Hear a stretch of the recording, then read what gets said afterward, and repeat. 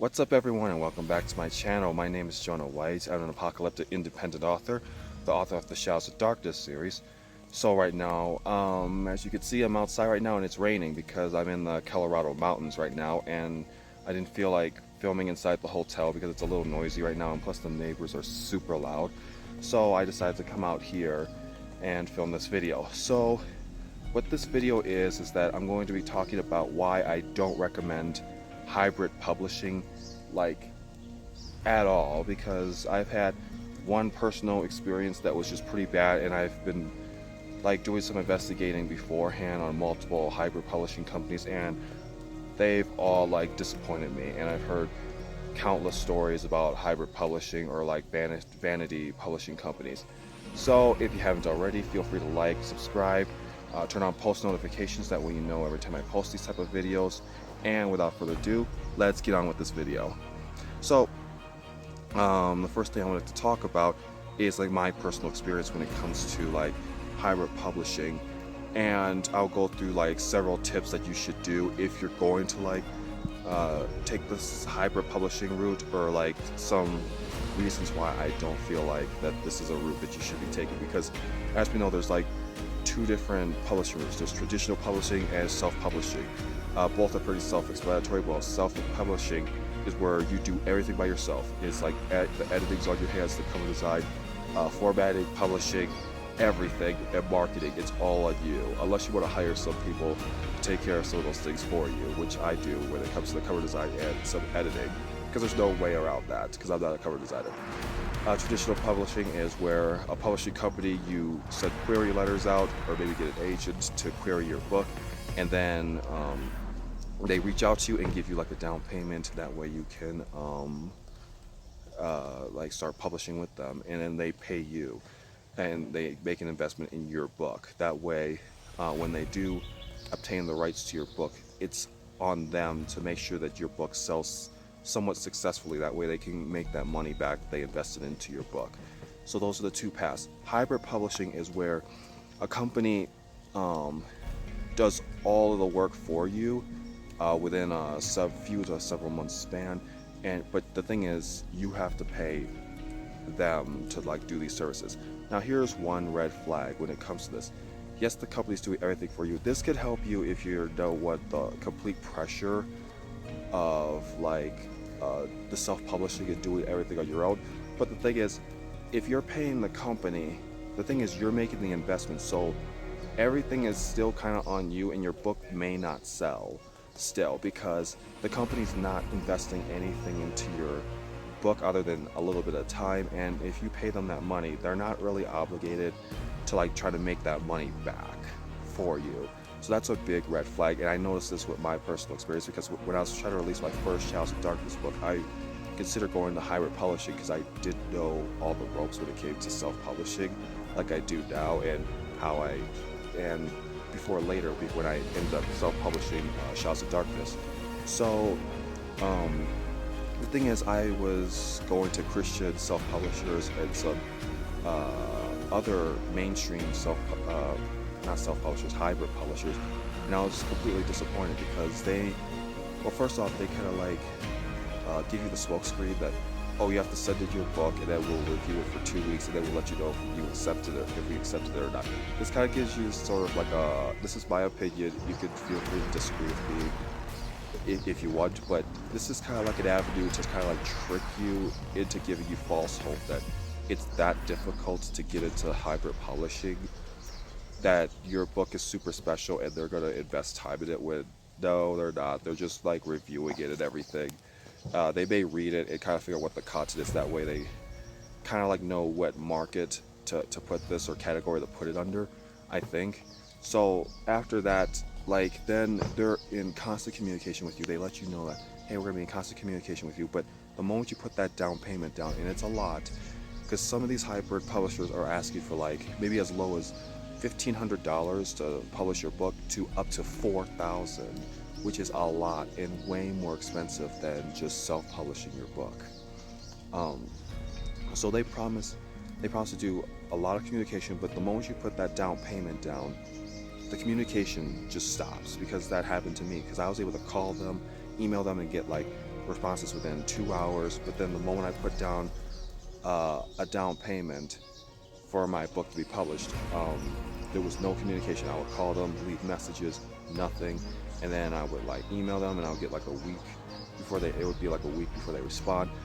So then I just decided to go self-publishing because I was just I didn't like the lack of transparency, and I just had a bad feeling about continuing down this path. So I got my money back. I emailed them, telling them I'm going to stop going through with this hybrid publishing. I'm going to self-publish instead, and it was the best choice I ever made because then the book released when I wanted it to, and plus I got a better cover design. So so here are a couple tips when it comes to like why I don't recommend hybrid publishing. But if you are going to go through hybrid publishing, I mean, more power to you. That's your choice. But here are some tips that I would recommend. Well, the first tip is to make sure that you search up books that they've published to see what their cover designs look like, because a lot of times the cover design is going to be super basic unless you pay more money, and even then it may not be the type of cover that you want. So you're going to be spending more money if you try to go outside of them and like deliver them a cover. You're going to spend like maybe a few hundred extra on top of what you're paying them, and they're not going to reduce that cost just because you got a cover elsewhere and then gave it to them. Another thing is editing, because if you haven't edited or sent it to a freelance editor, their editing is like super basic if you just go with the default plan, because it's just checking for typos. And the thing is, they don't send the manuscript back to you, most of these companies, and where you can like check through and it's like, okay, let me check the changes that you've made and see if there's anything else I need to like oversee in a final proofread before you guys publish this. They don't do that, and you have to pay like different tiers to edit this book, and even then the editing could be super basic. It could be just a basic proofread or a basic copy edit. It's not like line editing or anything like that, unless you spend more money, which I don't like. So you're gonna have to spend you have either one of two choices. Either A, you're gonna have to like edit yourself super early before sending it to these hybrid publishers, or use a freelance editor beforehand, or B, you're going to have to like trust these hybrid publishers if you're not going to do it yourself, or send it to a hybrid freelance editor to save money, and you're going to have to hope that your book does not release with a ton of typos, because they're not going to do everything for you, and that's unfortunate.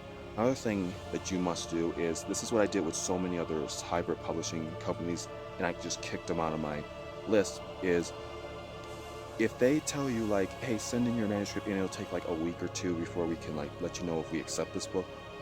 If they tell you that they accepted it, just test them to see how well they know your book.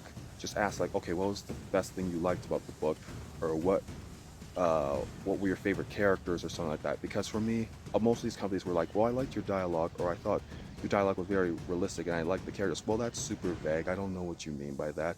I could have written like the worst dialogue, and I won't know. Like, they're always going to throw compliments your way and give you like generic compliments just to make it seem like they've read your book, when most of these companies haven't. They probably just threw it through a scanner to check for swear words or anything like that, or check for like how many typos you have, and that's about it. Or maybe they have someone read it, but they don't really care about the quality. They just care about getting your money so that you can go on with this process. Yeah, so those are a couple tips. And I would say also, if they talk about they do marketing for you, watch out, because a lot of these come with like few hundred to a couple $100 like add-ons to your contract. So if you're paying $2,500, it's probably like $400 to add, like, for them to add your book into like a press release. Now they may say like, oh, press releases, like we can release it and we make sure that like 50,000 people see it. Well, the thing is, there's a red flag there. Here's one question for you about press releases and those type of marketing. How many books do we buy based off of press releases? I don't know many people, and I know myself, I don't buy books based off of press releases or anything like that. I'll say like 90% of people don't do this. Like 90% of us like buy books because we see it on the bookshelf on Amazon, or we hear about the book and it gets word of mouth and marketing. That's how we hear about books. We don't hear about it in the press release, so I would not spend a couple to a few $100s worrying about a press release, or like for them to post it on their social media, because you have to check, because a lot of these companies will only get like 3 to 10 likes on the post, and it's not going to be worth it if you spend like $100 to $300 just for them to post on their social media. So watch out for the marketing perks, because if you're going to go down the hybrid publishing route, don't trust them to do all the marketing. I mean, they can if they offer in the basic package, but you're going to have to like do a lot of the marketing on your own, because since the workload of like designing the cover, like editing and putting the book together is something that they're doing, you have plenty of time to like market the book yourself, because you made that investment, not them. So I would recommend that it's on you to like market your book and make sure you make that money back, because they're not obligated to do that, and I don't think they're going to try. Yep, so those are like some of the tips I have for you. And for me, I'm never going to go down the hybrid publishing route again, because I did not like my personal experience, and I've been seeing too many patterns when it comes to the hybrid publishing. But if you guys, this isn't like a rant video or like me like just telling you guys not to go down this path, but I just am telling you that I don't recommend this path. But if you feel like if you feel like that this is a path that you want to take, I mean, you can go ahead and do that. That's up to you. I'm just giving you some warnings and maybe some tips on what to do if you're going down that hybrid publishing route and what to expect. But that's going to conclude this video, and I'll see you guys next time. Happy writing.